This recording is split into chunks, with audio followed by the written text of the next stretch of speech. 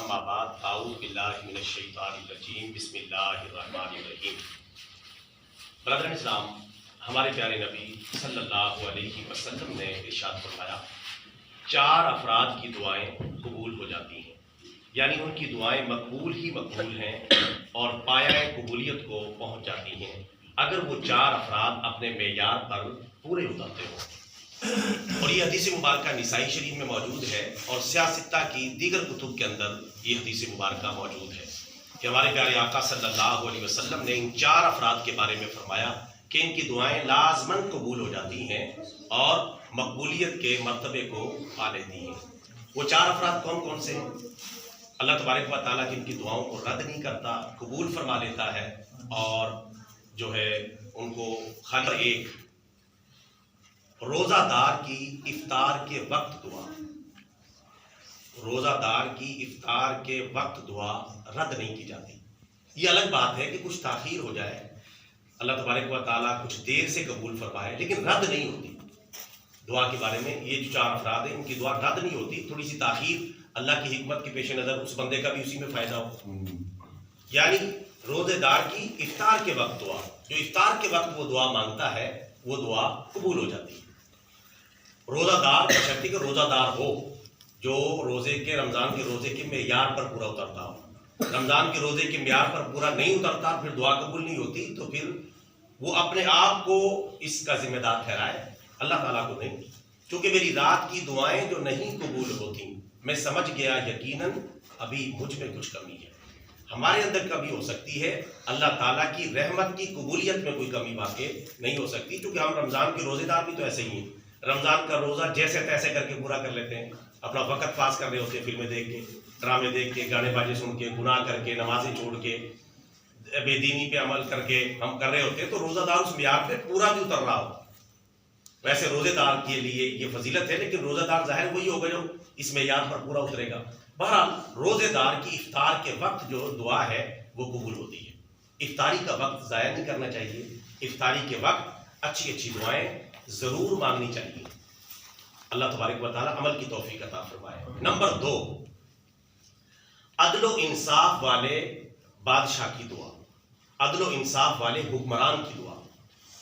وہ اپنی رعایا کے بارے میں، عوام کے بارے میں دعا کرتا ہے۔ عدل و انصاف والا بادشاہ، عدل و انصاف والا حکمران، عدل و انصاف والا صدر، وزیر اعظم یا کوئی بڑے عہدے پر فائز حکمران، عدل و انصاف کرنے والا وہ دعا مانگتا ہے، اللہ تعالیٰ کی دعا کو قبول فرما لیتا ہے، بشرطے کہ وہ اس معیار پر پورا اترتا ہو کہ وہ عدل و انصاف کرتا ہے۔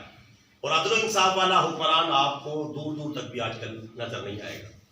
بے انصافی کا دور دورہ ہے اور عدل و انصاف کا قتل عام ہے، اور ہماری حکمرانوں کی جو حالت ہے دین کے حوالے سے اور عوام کے حوالے سے اور اپنی آخرت کے حوالے سے، وہ آپ سب کے سامنے بتانے کی ضرورت نہیں ہے۔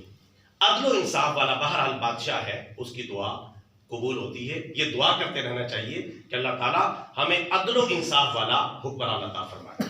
کیونکہ عدل و انصاف والا حکمران آئے گا، ملک میں ترقی کا دور دورہ ہو جائے گا، عوام میں خوشحالی ہو جائے گی، ہر طرف امن، سکون، چین، معاشرہ ایک امن کا گہوارہ اور ترقی و خوشحالی کا گہوارہ بن جائے گا، بشرطے کہ حکمران ٹھیک ہو۔ کیونکہ حکمران کی مثال اس طرح ہے جس طرح انجن ہے۔ انجن آپ کو پتہ ہے کہ ڈبہ ہوتا ہے اور وہ کتنے ڈبوں کو کھینچ کے لے جا رہا ہوتا ہے، تو حکمران پورے ملک کا ایک انجن ہوتا ہے۔ انجن ہی خراب ہے تو باقی ملک تو پھر ظاہر جیسے تیسے ہی چلے گا اور صحیح طریقے سے وہ منزل تک نہیں پہنچ پائے گا۔ بہرحال حدیث مبارکہ میں جو الفاظ ہیں وہ میں نے عرض کر دی ہیں، لیکن اس معیار پر وہ پورا اترتا ہو، عدل و انصاف کرنے والا حکمران، اس کی دعا اللہ تعالیٰ لازماً قبول فرماتا ہے۔ جب وہ دعا کرتا ہے یا تو فوراً قبول کر لیتا ہے یا کچھ دیر بعد۔ نمبر 3، مظلوم کی دعا، مظلوم آدمی جو اس کی دعا لازماً قبول ہو جاتی ہے، وہ چاہے جلدی ہو جائے چاہے تھوڑی دیر بعد ہو، لیکن مظلوم کی دعا کو اللہ کی بارگاہ سے واپس نہیں لوٹایا جاتا، رد نہیں کی جاتی، اور وہ مظلوم خالی ہاتھ نہیں ہوتا۔ جب وہ دعا کرتا، آپ اس لیے کہتے ہیں کہ مظلوم سے ڈرنا چاہیے، مظلوم کی دعا سے ڈرنا چاہیے، کیونکہ مظلوم کا کوئی نہیں ہوتا، اللہ پھر اس کے ساتھ کھڑا ہے، اللہ تعالیٰ کی رحمت اس کے ساتھ کھڑی ہے، اللہ تعالیٰ کی ذات اس کی ہم نوائی میں موجود ہے، تو لہٰذا مظلوم وقتی طور پہ آپ کو مظلوم نظر آئے گا، لیکن جب مظلوم کی دعا قبول ہوگی تو ظالم کہیں چھپنے کی جگہ نہیں ملے گی. اس لیے ظالم اکثر طور پر ان کا انجام بہت برا ہوتا ہے. ایک وقت آتا ہے کہ وہ سخت برے انجام کے شکار ہو جاتے ہیں. تھوڑے دن تو ان کی کر و فر عہدہ طاقت نظر آتی ہے، لیکن اس کے بعد پھر کیا ان کی حالت ہوتی ہے. میں کئی مثالیں دے سکتا ہوں، نام لینے کی ضرورت نہیں. میں نے ہمارے ملک کی سابق حکمرانوں کو آپ دیکھ لیں، اور کیسے وہ بدماش بنتے تھے، اور کیسے وہ غنڈہ گردی کرتے تھے، اور کیسے وہ بازو لہرا کے عوام کو للکارتے تھے. اور جب مرے ہیں تو ان کی کیا حالت ہوئی ہے. میں اب نام لوں گا تو میں مناسب نہیں سمجھتا، بہرحال میں نام بھی لے سکتا ہوں ایسے حکمرانوں کے جن کی یہ حالت ہوئی ہے. بڑے ظالم تھے جنہوں نے علماء دین کو شہید کیا، دینی طلباء کو شہید کیا، مسجدوں کی حرمتیں پامال کی، لیکن بعد میں ان کی کیا حالت ہوئی. بہرحال مظلوم کی جو دعا ہے وہ رد نہیں ہوتی. مظلوم کی بد دعا سے ڈرنا چاہیے اور کسی کے اوپر ظلم نہیں کرنا چاہیے، کیونکہ ظالم بچ نہیں سکتا. جلدی یا بدیر اللہ تعالیٰ اسے پکڑ لیتا ہے. تو مظلوم کی کسی کے ساتھ ظلم نہ کریں، کسی کا حق نہ کھائیں، کسی کی زمین اور پلاٹ پہ قبضہ نہ کریں، کسی کے حق کو یا کسی کی رقم دبا لی، کسی سے قرضہ لیا انکار کر دیا، وغیرہ وغیرہ. ظلم کے کئی سلسلے ہیں. تو مظلوم کی جو دعا ہے وہ رد نہیں ہوتی. نمبر 4، یہ آخری فرد ہے جس کی دعا رد نہیں کی جاتی، وہ ہے والدین. والدین کی اپنے اولاد کے حق میں دعا.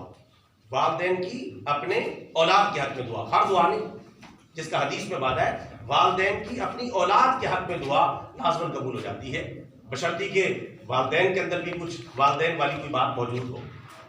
والدین اگر کوئی ایسی بات کریں گے تو اولاد کے حق میں وہ دعا جا کے قبول ہو جائے گی. یعنی جیسے اس لیے والدین کی بد دعاؤں سے بچنا چاہیے. والدین کی خدمت کریں، ان کے ساتھ حسن سلوک کریں، پیار محبت کے ساتھ پیش آئیں، کیونکہ والدین آپ کو پتہ اکثر جذبات میں آ کے ایسے ایسے لفظ نکال دیتے ہیں میں جو تقریباً بہت ہی غیر مناسب ہوتے ہیں. تو والدین کو کیا دل نہ دکھائیں، ان کو کوئی ایسی بات نہ کریں، ان کے بڑے حقوق ہیں اولاد کے اوپر. تو اس لیے والدین کے ساتھ ہو سکے جتنا بھی ہو سکے کمپرومائز کر کے چلیں، خاص طور پہ جب وہ بوڑھے ہو جائیں، جبکہ وہ ہمارے محتاج ہو جائیں. انہوں نے بچپن میں ہماری کس طرح تربیت کی، ہمیں کس طرح پالا. اگر وہ زندہ ہیں تو ان کی خدمت کر کے محبت کے ساتھ ان کے ساتھ زندگی بسر کریں، اور فوت ہو جائیں تو پھر ایصال ثواب کا راستہ باقی رہ جاتا ہے اور دعاؤں کا سلسلہ باقی رہ جاتا ہے. ان کے ساتھ اس نے شروع کرے. بہرحال والدین کی جو اپنی اولاد کے حق میں دعا ہے وہ لازماً قبول ہو جاتی ہے. اس لیے اولاد کو اس بارے میں حساس رہنا چاہیے. اپنے والدین سے کوئی ایسی بات نہ کریں کہ جس سے وہ ناراض ہو اور بد دعاؤں پر اتر آئے، اس حد تک نہ کریں. باقی کوئی اپنا آپ کا کوئی معاملہ ہے اس کو آپ شیئر کر سکتے ہیں، والدین سے کوئی حق ہے وہ مانگ سکتے ہیں، لیکن ظلم نہیں. خدا نہ خواستہ والدین کی یہ کیفیت ہوتی ہے. والدین بعض کا ظاہر ہے کہ والدین بھی ظلم کر رہے ہوتے ہیں. والدین بعض اولاد کو نواز رہے ہوتے ہیں، بعض کو ترک کر رہے ہوتے ہیں، بعض کو زیادہ دے رہے ہوتے ہیں، بعض کو نہیں دے رہے ہوتے. بعض کا پھر اولاد کے دل میں والدین کے لیے بھی بڑی نفرت کی کیفیات پیدا ہو جاتی ہیں، لیکن پھر بھی وہ والدین ہیں. یہ ذہن میں رکھنا ہے، کیونکہ ایک حدیث مبارکہ میں یہ الفاظ موجود ہیں. ایک آدمی نے پوچھا کہ یا رسول اللہ صلی اللہ علیہ وسلم، اگر میرے والدین میرے اوپر ظلم کریں تو کیا میں پھر بھی ان کے ساتھ اس نے سلوک کروں؟ تو آپ صلی اللہ علیہ وسلم نے 3 مرتبہ ارشاد فرمایا. اس کے بعد پھر بات ختم ہو جاتی ہے. وَإِن ظَلَمَا وَإِن ظَلَمَا وَإِن ظَلَمَا، اگرچہ تیرے والدین تیرے اوپر ظلم کریں، اگرچہ تیرے والدین تیرے اوپر ظلم کریں، اگرچہ تیرے والدین تیرے اوپر ظلم کریں، تب بھی تیرے اوپر ان کی اطاعت، فرما برداری اور ان کے ساتھ حسن سلوک لازم ہے. حتیٰ کہ حدیث میں یہ بات موجود ہے والدین کافر بھی ہوں، مشرک بھی ہوں، تب بھی ان کی عزت اور احترام کی جائے گی کہ انسانیت کے حوالے سے اور والدین کی حوالے سے. باقی ان کی گناہوں میں اطاعت نہیں کی جائے گی. تو یہاں تک جب درجہ ہے تو والدین کے بارے میں ہمیں بڑا احساس ہونا چاہیے. اللہ معافی دے، والدین کے اوپر ہاتھ اٹھانے تک کے واقعات پیش آ جاتے ہیں، والدین کے ساتھ زیادتی تک کہ وہ گریبان پکڑنے تک کی باتیں سامنے آتی ہیں معاشرے میں آپ کے سامنے. حتیٰ کہ والد کے اوپر تو عام طور پہ ہی نظر آتا ہے، والدہ تک کے بھی واقعات جو ہے رپورٹ ہوتے رہتے ہیں. اللہ تعالیٰ ہم سب کو ہدایت نصیب فرمائے، اور اللہ تبارک و تعالیٰ ہمیں اپنے آپ کو ایسا تیار کرنے کی توفیق عطا فرمائے کہ ہماری دعائیں قبول ہوں، اللہ تعالیٰ ہم سے راضی ہو. اور آج کل تو آپ کو پتہ ہے دعائیں، سبحان اللہ، رمضان مبارک کا مقدس مہینہ، رمضان کے روزے، رحمتوں برکتوں کا ماحول، اس میں تو ان دعاؤں کی قبولیت کے امکانات اور بھی بہت زیادہ بڑھ جاتے ہیں.